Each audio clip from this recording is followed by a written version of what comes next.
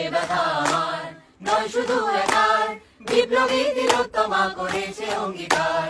লুটিয়েছে প্রাণ তাই ধরেছে গান, করছে প্রার্থনা বিফল যাসে বলিদান। আজ ঢুকছে হে সুপ্ত চেতনা, অন্ধকার হতে আলোকে হোক না পাচ্ছে না।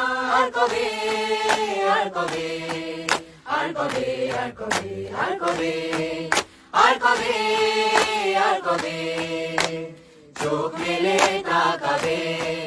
আর কবে আর কবে সমব্যথী হবে।